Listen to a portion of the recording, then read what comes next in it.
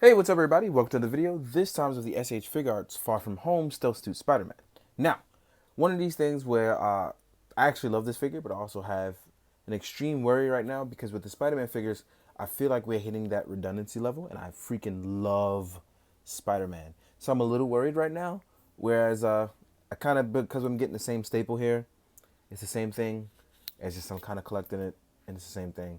But being non-biased, I gotta say it's still a great figure, but it still faces its issues. Ones that we previously faced with the Far From Home upgrade suit, and we'll talk about that going forward. Now, gotta honestly say, visually, this looks really, really good, especially if you are strictly an SHF collector. But if you are a mixed bag like me and you kind of go after a little bit of everything, what's gonna happen is there are a bunch of other versions of this. Well, not a bunch, but there are other versions of this that may catch your eye as well. So it's one of those things where you have to play the pick and choose game for some. Money's limited for everybody. Now, with this lovely figure, we're gonna go and talk about the pros, the cons, the good, the bad, and the ugly. Well, not really so much the ugly. We don't need that. We don't like that negativity here. But overall, I really like the way this looks. The texture, the suit. I like the overall design, and everyone knows I like the feel and weight and plastic of SHF. Now, the one thing that I really, really adore is that they kept that upgrade motif in the neck area, which is very, very nice. So, yeah, let's jump to my favorite part, which is articulation. Now, we can look, oop, I went a little too strong there. We can look down. We can tilt our head all the way back so we can get our best poses here. We can actually get quite expressive by turning our neck left and right. And as I said before, there is that new peg now that allows you for a greater level of mobility, which is something I very much enjoy. Now, the thing that I think we face the most, which is a problem with Spider-Man figures from SHF lately, is this arm joint. Now, we have a very generous butterfly joint, which I absolutely adore. But when working on this secret bicep swivel joint, it's incredibly too tight. So what I do recommend that you do is you hit it with some silicone shock oil, let it sit overnight. And mine's I have not hit it with yet because I wanted to jump straight into this. But by the time I do photos, I will. And what I highly recommend you do is you heat it up before you take it out because it is a little die cast pin in there and you don't want to run the risk of very much breaking your figure. And I think this is one of the few drawbacks that we have with the SHF Spider-Man stuff. This joint is so tight that it doesn't allow you to get in certain poses without absolutely worrying about breaking your figure. So, if anybody's out there watching, this is something that I highly recommend that you look out for. And if it can be fixed, hopefully we can. But as you can see, we have a very good rotation here, like the bicep swivel. Mine rotates backwards very easily, but rotating it back around seems very scary. So I just want to point that out for everybody. The joint also moves up and down, as well as back and forward. If you get your joint, ooh, there it is. So we can actually get our joint to rotate all the way around and down. So we have that nice little tidbit there. Now, we're going to jump to the other parts. Our arms are also double jointed. So we actually get the best of Spider-Man movement, and we actually get a great amount of movement here. We get our standard SHF swivel joints on the wrist. And as far as upper torso articulation, you can tilt side to side. You can go backwards. Oh, sorry. I said backwards as I went forward. Wow. You can go forwards. Now, the thing I want to show you is, just like with the previous one, there will be a backwards gap. And I know aesthetically wise, a lot of people don't like that. So you have to keep that in mind. Going backwards, you actually get a nice little bit of range of movement. Not a lot though, but the torso movement is very nice going backwards as well too. As far as legs go, we actually have a little bit of new tech here. Sorry, not new tech, new sculpting here. So you got to be careful as these may get in the way of your articulation. They fold in pretty well though. Just keep it in mind when rotating, you can get a much better look. As you can see here, you can fold his leg pretty much all the way up into his own face when folded this way. And it can come outward about this far. That's when the butt cheek flaps for articulation will get in the way. So I highly recommend you rotate those up and try to get in there with the rotation. And it gives you the better movement going outwards. I know this is unrealistic articulation, but let's say we are going to do any sort of Spider-Man like posing, which I'll try to do right now.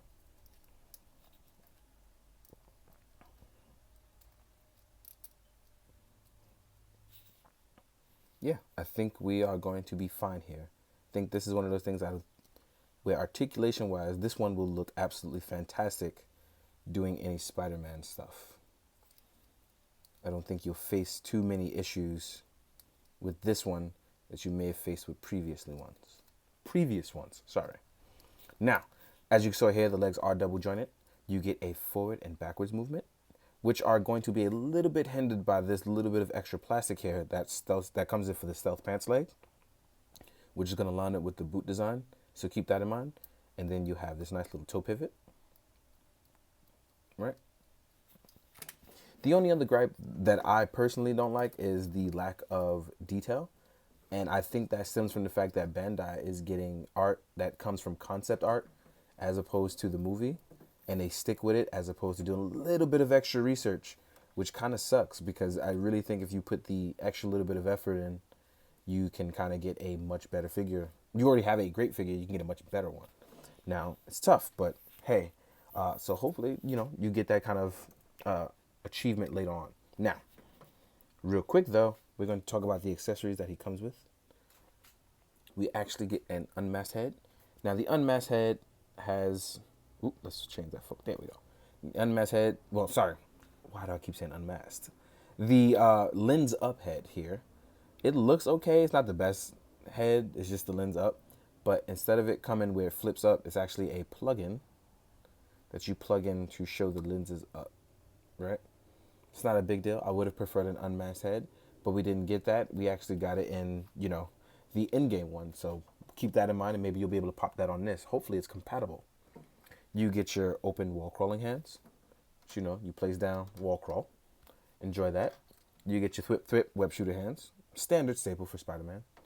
You get your web line hands for when you web swing in, right? Then you have your open down relax hands. No big deal. These are all the standard Spider-Man staples that you get, as well as for this, you can actually take out the eyes and you get two separate ones. You get the squinty eyes and the more action-oriented eyes. Here. Next up, you get a plug for his back. And if you want to know where that goes, you're actually going to see this small piece right here. This can be removed where you can plug it in for an SHF peg to come in to emulate flight poses. So keep that in mind. It's a very small part, so please try not to lose it. I know it will be difficult to keep track of. Then you have your standard web line, which fits into the hand as you saw. It is malleable, so you can move it around. It's soft, but not too soft, so it can still snap if you actually, bend it too fast. You have these, which is a pick for helping you get the eyes out for when you want to change the eyes. And then you have your web shooting long and web shooting short effect parts. Standard staples that you now come with most SHF Spider-Man. Now, like I said, the only thing I'm really having a problem with is that arm issue that everyone else had faced. And I didn't have too much of an issue on my Far From Home, the normal upgrade suit, but I am having an issue here. So please keep that one in mind. And the lack of detail, like here with the shield design. Everything else is pretty much all there that I can think of. I'm not the expert, but I'm pretty sure someone will pick up on other things. So shout out to them because they pick up on things I probably wouldn't. So for real, shout out to them. I know that stuff is hard work and it's not that easy. Now, we're going to jump. Actually, let me fix this guy up to stand up. We're going to show a size comparison of him with his other SHF selves, which should be close to around the same height, if not the same height, right? And then we're also going to go over it with the Mafex and other lines for Spider-Man so we can see what we're getting. Do-do-do-do-do. Let's stand you up straight, Spooderman. Spoodermans. So, we got our stealth suit all tracked up. Now, here he is. There, let's get that focus on. Here he is with his homecoming suit. And as you can see, the stealth one actually looks a tad bit bigger, just a tad bit. Here he is with his Far From Home, which I think out of all of them, I still think this is probably the best one for SHF. Here he is with the Iron Spider suit, at least until the other Iron Spider comes out. And then we're going to compare it to his Mafex Iron Spider. Come on, my guy. Don't do this. There we go. So voila, there we have it. And I think they're all a really good size. I think proportion-wise, Mafex pretty much has it down. The SHF upgrade suit actually looks fantastic proportion-wise as well. And the mix of the stealth suit kind of goes a little bit back and forth for me. Because that waist area, the proportion goes from thick to thin. It's just not a smooth transition. So aesthetic-wise, I know some people will have some issues with that. Now, let's move these guys around. We're going to show what he looks like next to the Ps4 Spider-Man, which body is a little bit bigger, but runs on the same articulation and proportions. And just being a little bit bigger makes all the difference for this guy as it shows up, right? Next up, we're going to compare it to some other SHF Avengers stuff. First off, let's do Scarlet Witch. Scarlet Witch. And as you can see here, she's not much taller than Peter. Voila. Then we're going to do Cap. For those of you who are going to do it with the multiverse stuff. Then we're going to do Thor. And you know I got to do Iron Man, despite, you know, not being continuity-wise. Doo-doo. So yeah, he looks pretty good. He's supposed to be the kid amongst them. You know, it works out. Let's move these guys around. Next up, we're going to jump into an articulated icons ninja. Because Spider-Man and ninjas always go well together, especially when he's hanging out with Luke Cage. Here he is next to an SH Figuarts Kamen Rider Kuga. And next up, a Power Rangers Lightning Collection Red Ranger, a 6-inch figure.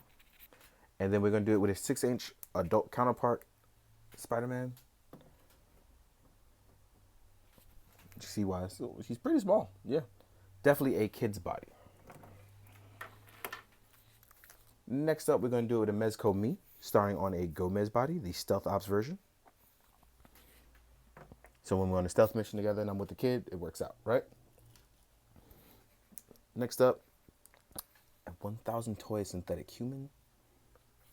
Then we're going to do a Mythic Legions Otho.